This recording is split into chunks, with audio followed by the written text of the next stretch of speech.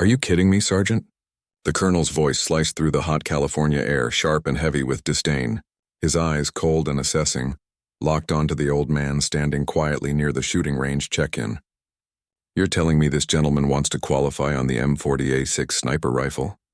The disbelief in his tone was almost theatrical, meant to be heard by every Marine within earshot. Before we get started, be sure to subscribe to Veteran Valor Stories channel so you never miss these fascinating tales of courage. And let us know in the comments where you're watching today. The old man didn't answer. His name was Samuel Sam Carter, 82 years old, standing straight though the years had clearly weighed on his frame. His eyes, clear but distant, were fixed not on the colonel, but on the glimmering targets far downrange. He looked like someone misplaced by time, as if he had stepped out of a black and white photograph into a world that had forgotten him.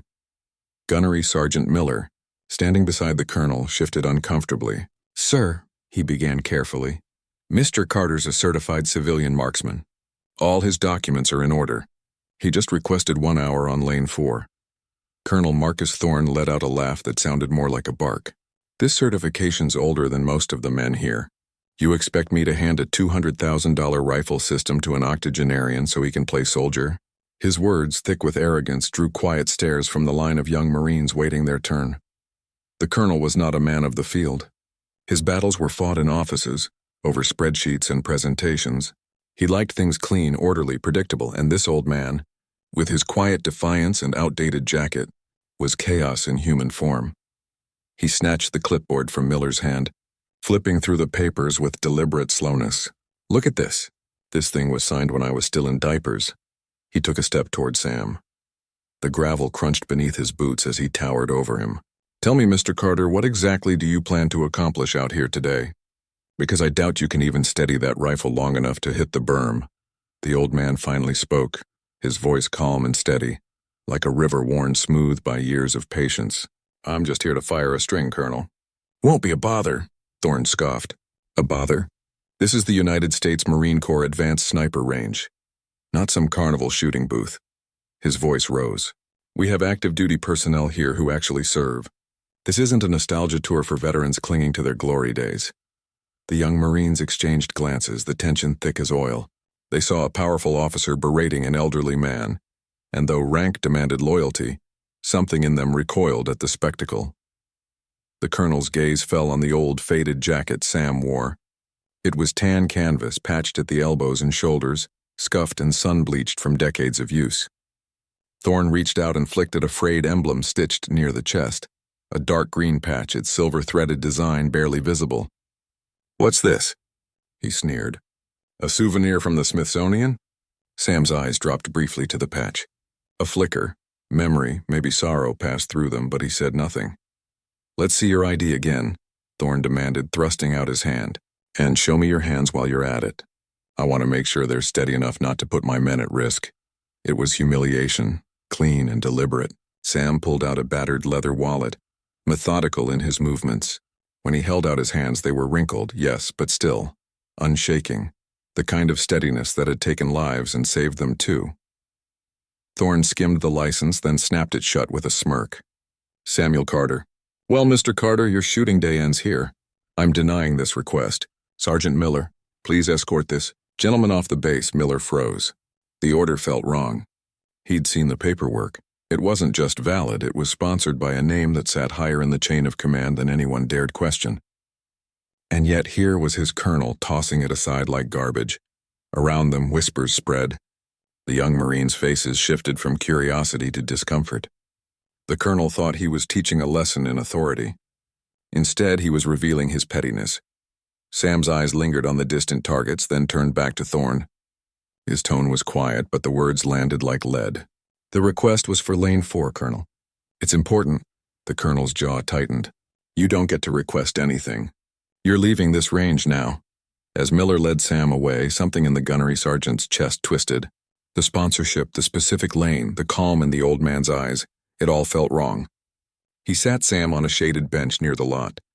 "I'll get you some water, sir," he said, his voice thick. When he stepped aside, Miller pulled out his phone and called the one man who might understand.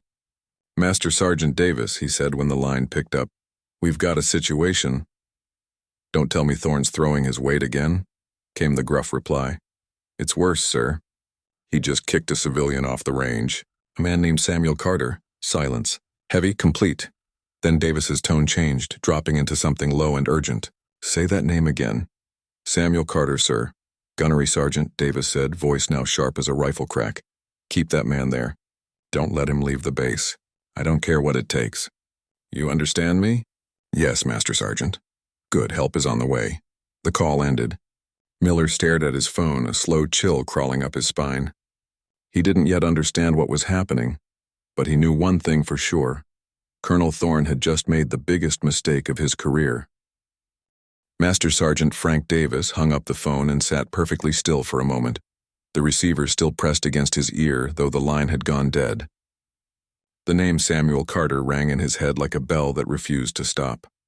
In his 30 years of service from the streets of Fallujah to the frozen valleys of Kunar, he had learned to recognize danger, not just the kind that came from gunfire, but the kind that came from history.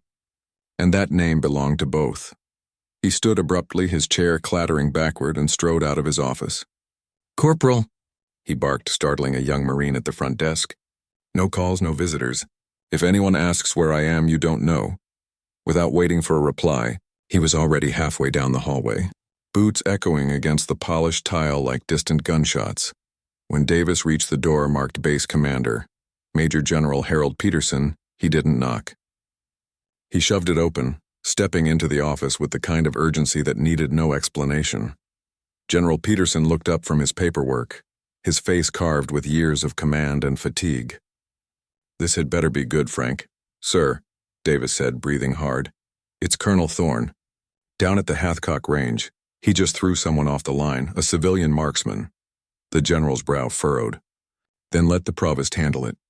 "Why are you bringing this to me?" "Because of who that civilian is," Davis said quietly. "His name is Samuel Carter." For a full 5 seconds, the only sound in the room was the faint hum of the air conditioner. Then the general's pen slipped from his hand and rolled off the desk. "Carter," he repeated, as if saying it aloud would make it less real. "You're sure?" "Gunny Miller called it in himself, sir." "The paperwork checks. It's him." The transformation in General Peterson was instant. The administrative calm fell away, replaced by the sharp, disciplined focus of a man who'd led men into battle. "Get my vehicle. Get Sergeant Major Rourke. We go quiet. No lights, no sirens, now." Within minutes, 2 unmarked black vehicles sped down the narrow access road to the range, dust rising behind them in twin plumes. Back at Hathcock Range, Colonel Thorne was enjoying what he believed to be a moment of victory. The field was calm again, the disruption removed, and he was pacing before a group of young Marines lecturing them about discipline. "Remember, gentlemen," he said, his tone smug, "we maintain standards here. We don't bend them for sentimentality or nostalgia. This is a place for warriors, not..." He didn't finish. A sound stopped him. The low rumble of engines, the squeal of gravel under tires. Heads turned. 2 government vehicles came to a halt near the firing line. Out stepped General Peterson. His presence alone changed the air. Every Marine straightened instinctively. Following him was Sergeant Major Rourke, a broad, scar-faced man whose silence was more terrifying than Thorne's shouting ever could be. The colonel froze mid-step. His lecture evaporated. "General Peterson," he stammered, forcing a salute. "Sir, I wasn't informed you'd be inspecting the range today." But the general didn't return the salute. He walked right past Thorne without so much as a glance, his gaze locked on the old man sitting quietly on the bench. Samuel Carter had risen to his feet, calm as ever, watching the scene unfold as though he'd expected it all along. When the general stopped before him, the silence was absolute. Then, before anyone could comprehend it, General Peterson snapped into the sharpest salute of his career. "Mr. Carter," he said, his voice steady but reverent, "it is an honor, sir. I apologize for the treatment you've received." A collective gasp moved through the assembled Marines like a wave. A 2-star general saluting a civilian. Thorne's face drained of color. "Sir," he tried. This man had no clearance. Peterson's voice cut through him like a blade. "Colonel, not one more word." He turned to the crowd. "For those of you who don't know," he began, "you are standing in the presence of a legend. This man is Sergeant Samuel Carter, known to your predecessors as the Ghost. The name alone sent murmurs through the young Marines. They'd heard it before, whispered in sniper schools, told around barracks as myth more than memory. The Ghost. A sniper in Vietnam whose confirmed hits defied both physics and probability. A man whose record was whispered about, not taught, because no one ever thought they'd meet him. Peterson continued, voice swelling with authority. For 50 years on this very day, Mr. Carter has returned here to fire a single 10-shot string.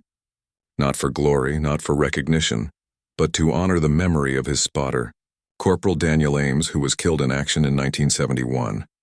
The Commandant himself approved this tradition decades ago. The General's eyes shifted, burning into Thorne. A tradition, Colonel, you would have known about, if you spent half as much time learning your Corps' history as you do polishing your own ego. The silence that followed was suffocating. Thorne looked like a man already falling, waiting to hit the ground. He tried to speak, but the words wouldn't come. General Peterson didn't wait. Effective immediately, command of this range is suspended. Gunnery Sergeant Miller will assume authority for the remainder of the day. You and I, Colonel, will discuss your future at 1600, dismissed. Thorne's lips parted, then closed again. Yet later, sir, he managed, the word choking in his throat. He turned away, his career collapsing behind him like a burned bridge. The General then faced Samuel Carter again. The old man's expression hadn't changed, but there was something in his eyes, something deeper than pride. Something like sorrow. Carter looked at the Marines around him, their young faces reflecting awe and confusion. When he finally spoke, his voice was soft, but it carried to every corner of the range. The uniform changes, he said. The weapons get smarter, the missions move to new maps. But respect, that doesn't age. Every man you meet carries a history you can't see. Treat it with care.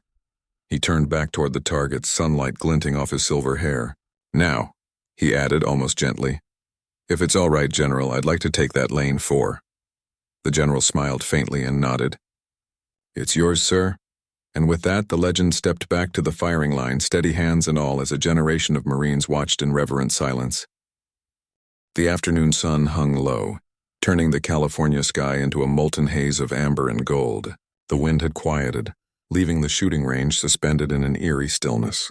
Even the young Marines, once restless, joking, alive with idle chatter, stood motionless, their eyes fixed on the lone figure at lane 4. Samuel Carter took his place behind the M40A6. The rifle rested easily in his hands, like an old friend returned after years apart. His movements were deliberate, unhurried, each one carrying the rhythm of memory. The world around him seemed to fade until all that remained was the man, the rifle, and the long stretch of earth and silence between him and the target. General Peterson and Sergeant Major Rourke stood behind him, their postures formal yet heavy with reverence.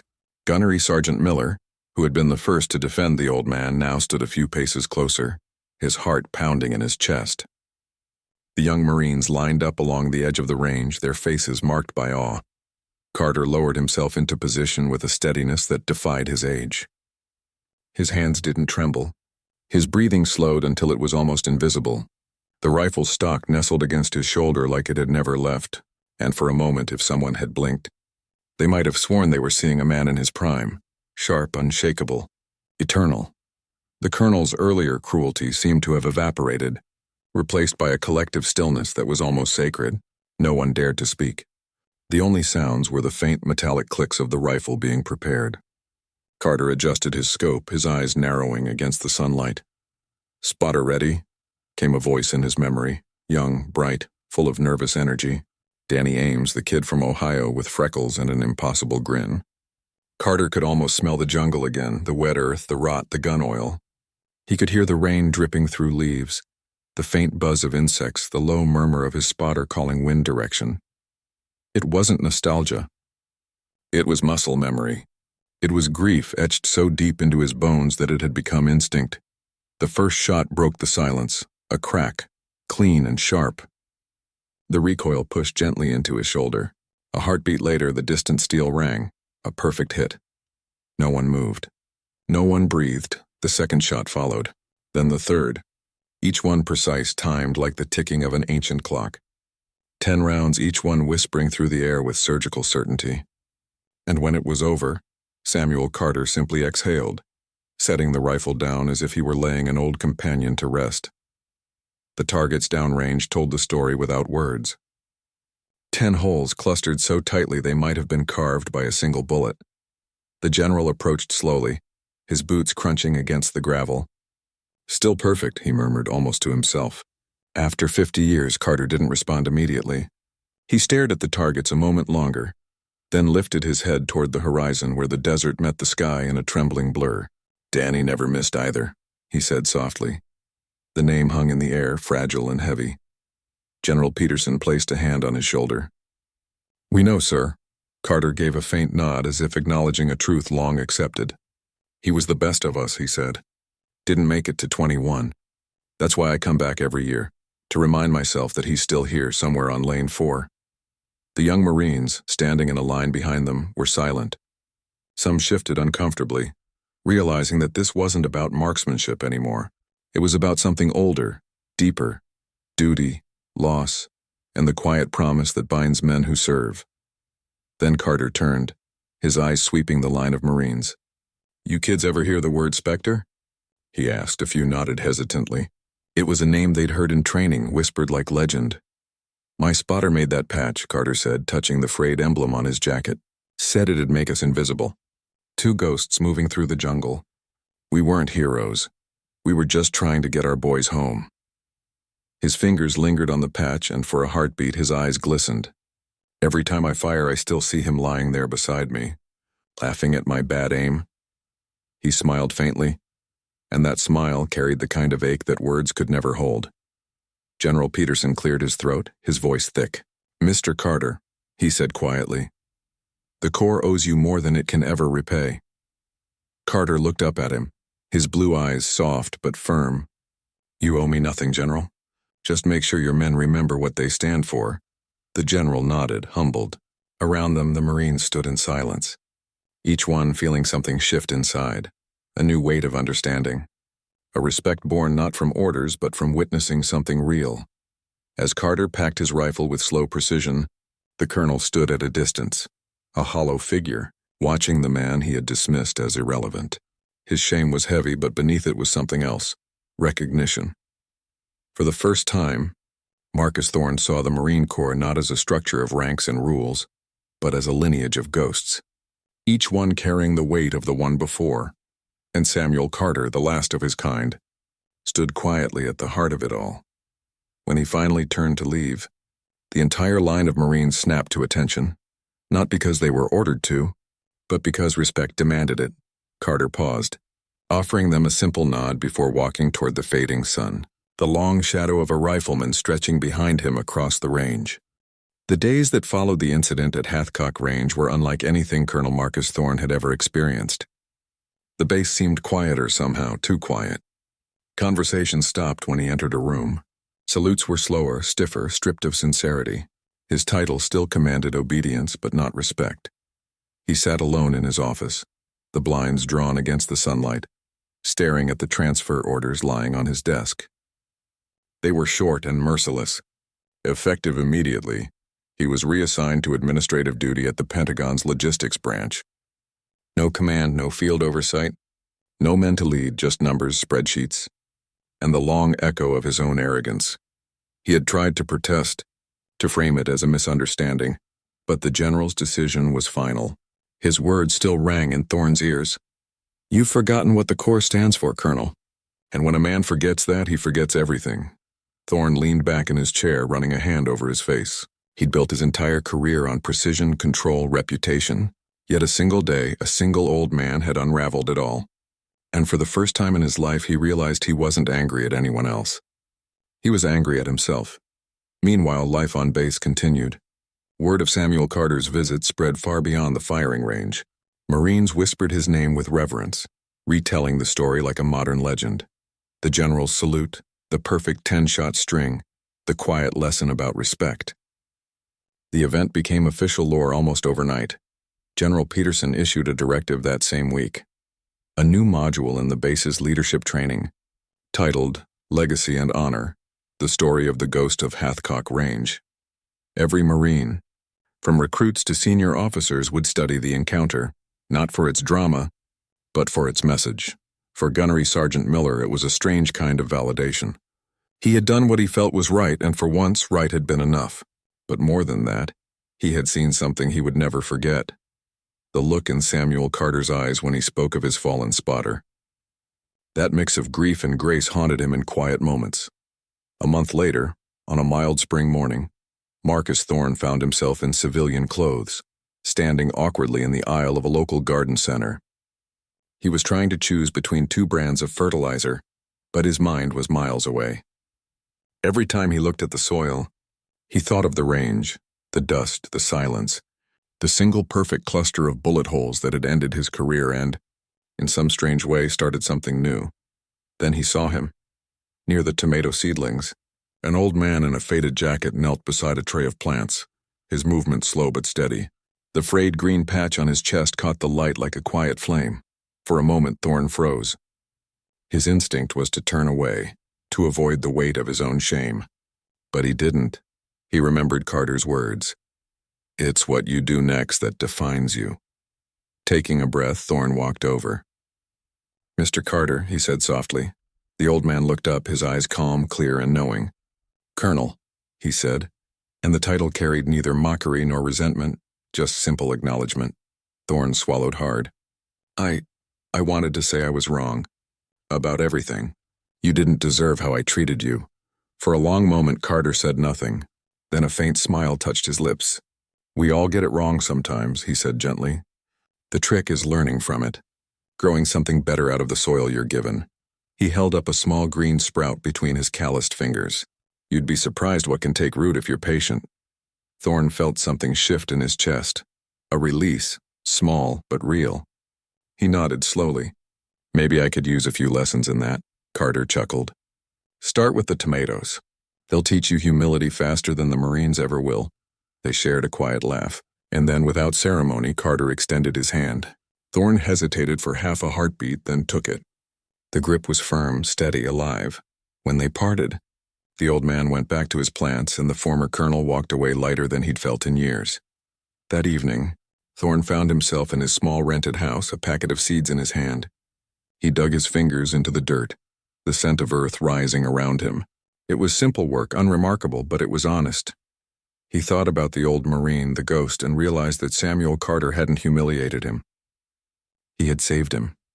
Meanwhile, in a quiet neighborhood not far from the base, Carter tended to his own garden. Rows of tomatoes, green beans, and wildflowers stretched under the soft evening light.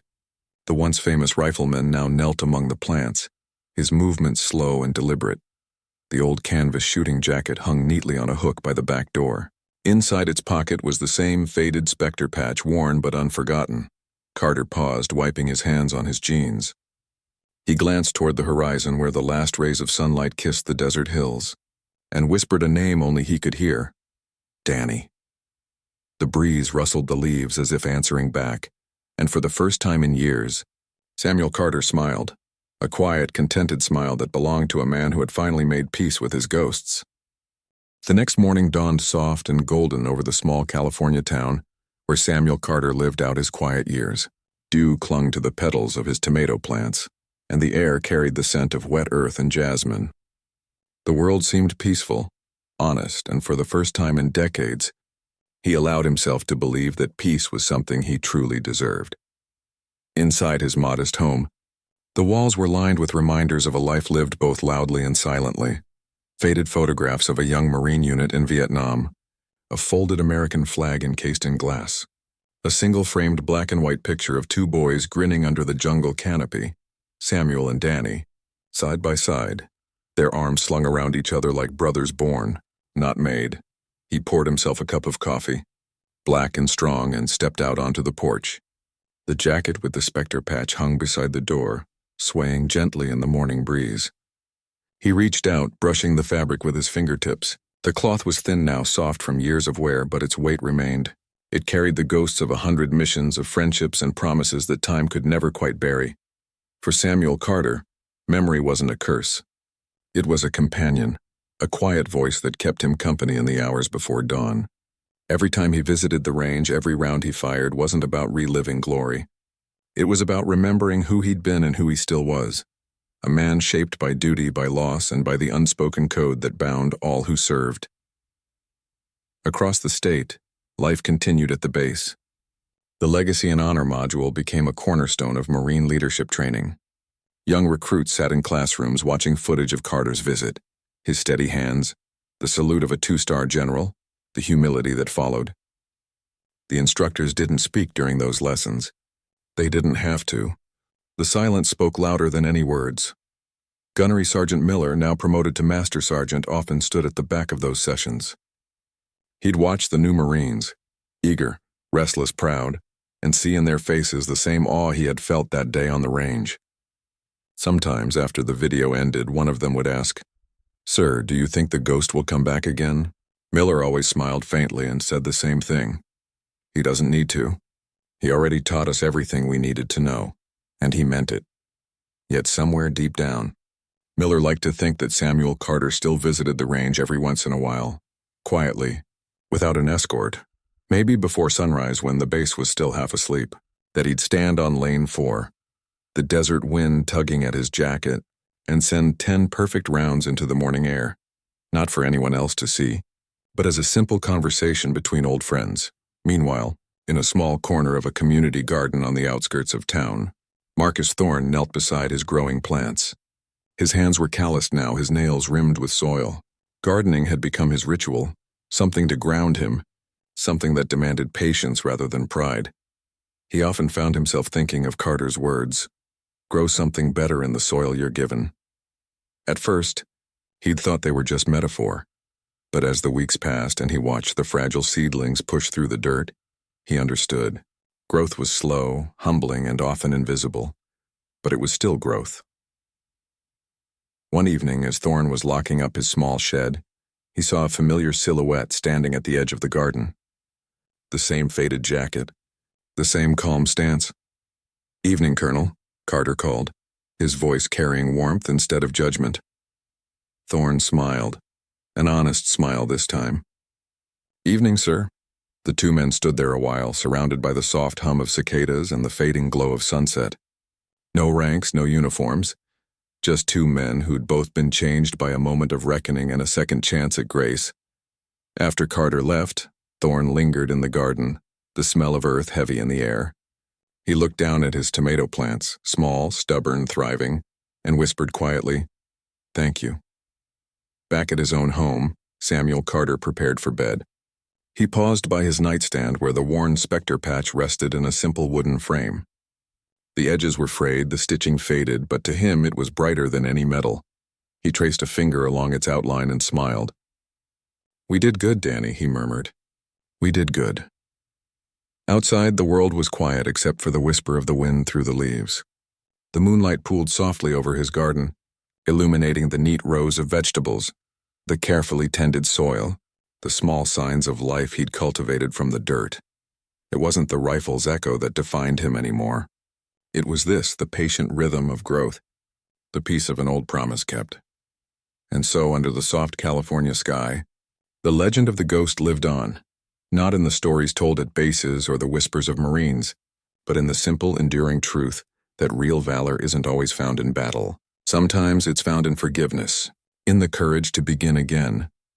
If you were moved by Samuel Carter's story, his quiet strength, his unshakable dignity, remember to honor the veterans in your life. Like, share, and subscribe to Veteran Valor Stories for more tales of courage, humility, and redemption, because sometimes the bravest heroes are the ones who never stop teaching us what it truly means to serve.